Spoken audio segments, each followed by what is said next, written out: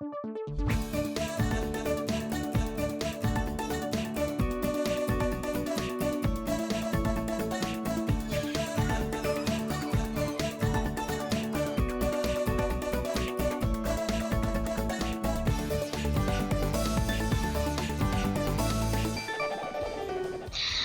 телезрители! Добрый день, друзья! В эфире детская информационная служба ГР Новостей. Сегодня работаем в таком необычном формате из дома. Я Настя Бурмистрова. А я Радомир Усманов. Впереди лучшие сюжеты, которые мы успели отснять до карантина.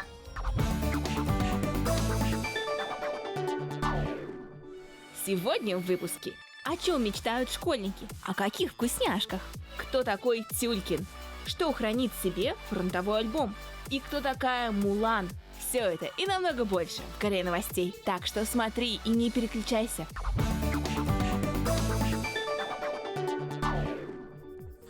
На календаре 10 апреля. Сегодня пятница и неделя дистанционного обучения позади, и это даже круто. Можно поспать на полчасика подольше. И не толпиться в школьной столовой на большой перемене.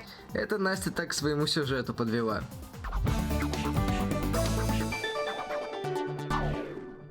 Автоматы в школах Башкортостана – это крутая идея, продиктованная временем, или зло, портящее наше здоровье? Где правда и как ее достать? Проведем собственное расследование. Например, в технологичной Японии огромное разнообразие торговых автоматов, и подчас в них продаются совершенно неожиданные вещи. В автоматах продаются соки, супы, очищенные и нарезанные свежие яблоки, мороженое и сладости. Есть автоматы, где продается лапша быстрого приготовления, а внутри автомата заливается кипяток, и через 3 минуты она готова к употреблению. Пока таким мы не можем похвастаться. Наши автоматы умеют выдавать преимущественно только шоколадки и газировку. Так надо ли их ставить в школах? Автоматы в школах – это очень продвинутая идея. Иногда на уроках хочется чего-нибудь сладенького, а в столовой этого не продают. Очень крутая идея, но это потому что кто-то хочет быстрее купить, что-то поесть, перекусить. Мне кажется, что автоматы с едой в школе нужны, но еда должна быть правильной. Лично для меня это будет очень удобно, но не очень удобно для первоклассников и вообще для младшей школы. Потому что они маленькие, они не могут себя контролировать и будут очень много есть сладкого. Не очень хорошо, потому что, по моему мнению, все школьники будут на протяжении учебного дня кушать только сладости и пить газировку, что не очень хорошо. В Министерстве образования высказали такую мысль, что наличие торговых автоматов в образовательных организациях считается недопустимым, так как это перебивает аппетит у детей и приводит к снижению охвата здоровым горячим питанием. С этого года много сил приложено, чтобы обеспечить наших школьников вкусной и полезной едой в стенах школы. Ты то, что ты ешь. А чем вы себя кормите? Калорийность и энергетическая ценность продуктов крайне важна. Молодой организм тратит много сил и энергии в процессе умственных и физических нагрузок. Грамотное питание обеспечит вас энергией для учебы и крепкого здоровья, а вредные продукты, наоборот, могут ухудшить состояние.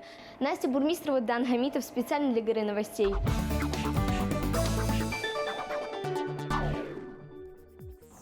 Ну, это сейчас, конечно, не так актуально. А то, что сейчас точно актуально, это онлайн-обучение. Давайте посмотрим, как проходит дело у наших коллег. Всем ли нравится такой формат?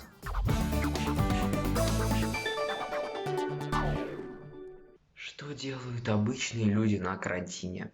Нормальные люди могут почитать книгу, можно поиграть в телефон, можно поделать уроки.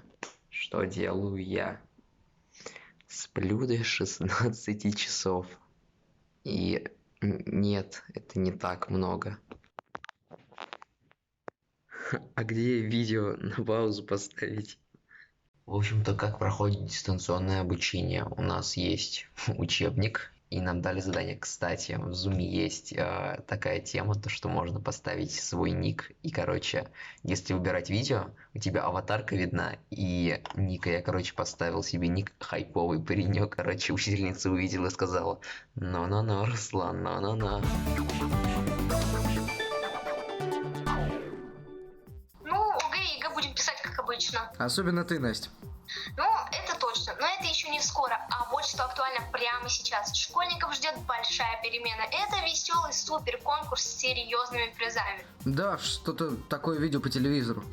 Чтобы пройти в полуфинал, тебе должно быть от 14 до 17 лет. И ты должен учиться в 8-10 классе.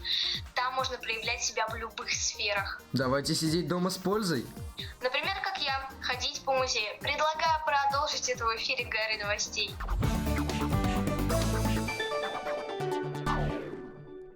В Уфе во все времена было много талантливых людей. В этом доме жил и работал Александр Эрастович Тюлькин. Сейчас в этом здании расположился музей. Гора новостей в бывшем доме художника. Это деревянный одноэтажный дом, построенный в начале прошлого века. Сейчас это памятник культуры и архитектуры. Остались предметы быта, мебель, которыми пользовался сам художник. Кот, конечно, хозяина дома не застал. Он пришел сюда несколько лет назад и остался. Теперь местная достопримечательность. В экспозициях музея не только живопись самого Тюлькина. Сюда приезжают крутые работы из других музеев. Сейчас в этих стенах гостит живопись из северной столицы. Сейчас все стены завешены работами питерского художника Константина Станиславовича Куземы. В основном он изображает хмурый Санкт-Петербург. Удивительно, что красками, которые есть у любого школьника, можно создавать такие тонкие и атмосферные работы. Если пейзажи у этого автора достаточно сдержаны по цветовой гамме, то натюрморты написаны максимально вкусно.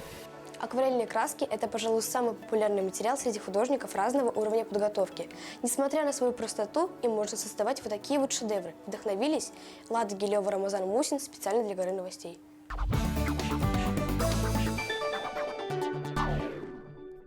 Лада, спасибо. А я напоминаю, что вы смотрите «Гору новостей», и мы любим удивлять тебя новостями. Появилась Яндекс.Школа. Она работает с 9 утра до 2 часов дня, как обычная школа, и предоставляет в себе бесплатные видеоуроки по более чем 15 предметам школьной программы. Там все очень понятно объясняют. Там могут заниматься дети со всех регионов России. Она работает до конца этого учебного года. В этом году стать умнее стало в разы проще. Для учителей и родителей младшеклассников в Яндекс.Учебнике есть более 50 тысяч готовых заданий по русскому языку, математике и окружающему миру. А для учеников 5-11 классов Яндекс.Школа будет проходить в Яндекс.Эфире, но уроки можно будет смотреть как в трансляции, так и в записи. Поэтому их можно смотреть постоянно, в любое время. Расписание на неделю заранее составляется и выкладывается. На ближайшие 2 недели педагоги отсняли в общей сложности 420 уроков. Также будут предоставлены дополнительные интенсивы по алгебре и геометрии, научно-популярные лекции и подготовка к ЕГЭ и ОГЭ. Они будут проводиться на Яндекс.Эфире и на сервисе Яндекс.Репетитор. Так что нет времени скучать, есть время изучать.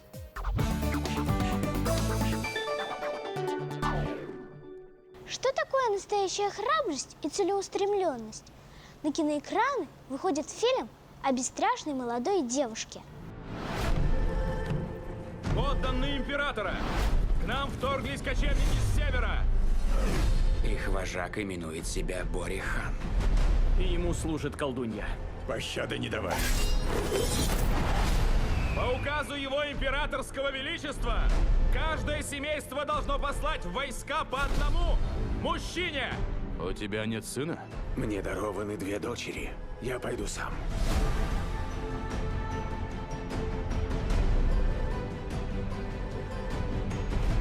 Мы должны быть готовы. Все начинается с того, что император издает указ о том, что один мужчина из каждой семьи должен вступить в ряды армии. Мулан занимает место своего больного отца, еще не зная, что ей предстоит прославиться как одному из величайших воинов в истории Китая. Закрыть ворота! Твое мужество неоспоримо, но что-то сдерживает тебя.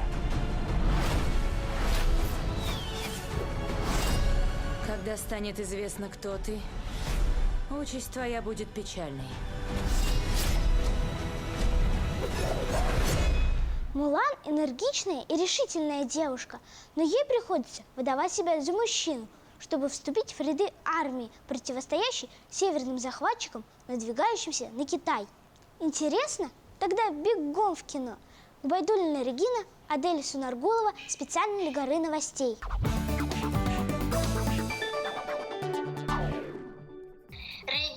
Спасибо, обязательно посмотрю. Вернемся к теме образования. В этом году совершился большой прорыв в этой сфере. Открылось много образовательных платформ. Образовательная компания Maximum Education открыла свою онлайн-школу, благодаря которой ученики 5-11 классов смогут смотреть видеоуроки в соцсетях ВКонтакте и Одноклассники. Это очень круто. Я же никогда так активно не учился, как сейчас. Уроки будут проходить в виде стримов по 45 минут, которые можно будет смотреть как в записи, так и в трансляции. Туда же будут выкладываться домашние задания, дополнительные материалы и тесты. Но сейчас, помимо онлайн-образования, есть и онлайн-курсы.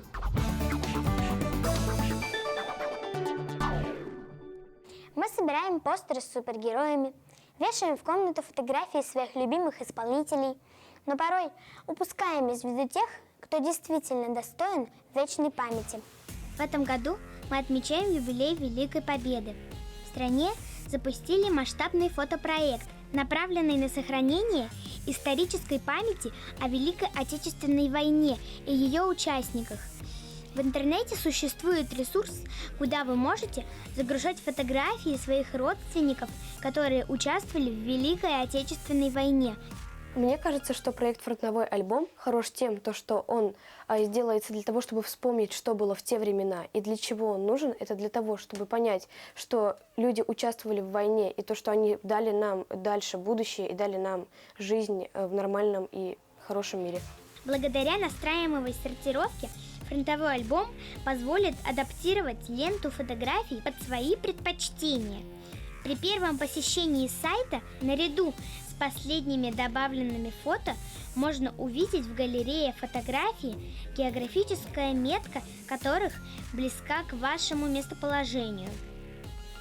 Проект «Фронтовой альбом» позволяет увидеть объемы, насколько много людей было задействовано в Великой Отечественной войне. Также это отличная память о своих предках, о своих дедах, бабушках и прабабушках и прадедушках. Я обязательно буду участвовать в этом проекте. У меня есть прадедушка, который работал на заводе в тылу во время Великой Отечественной войны и делал двигатели для самолетов. Все добавленные на сайт истории можно увидеть на интерактивной карте, выбрав соответствующий режим. Можно отфильтровать точки на карте по месту рождения ветеранов, местам их боевого пути, послевоенной жизни и захоронения. Собранные нами данные о фронтовиках сберегут их в памяти для последующих поколений в современном формате. Фронтовой альбом показывает Великую Отечественную войну через судьбы людей. Маргарита Вахитова, Рамазан Мусин, специально для Горы новостей.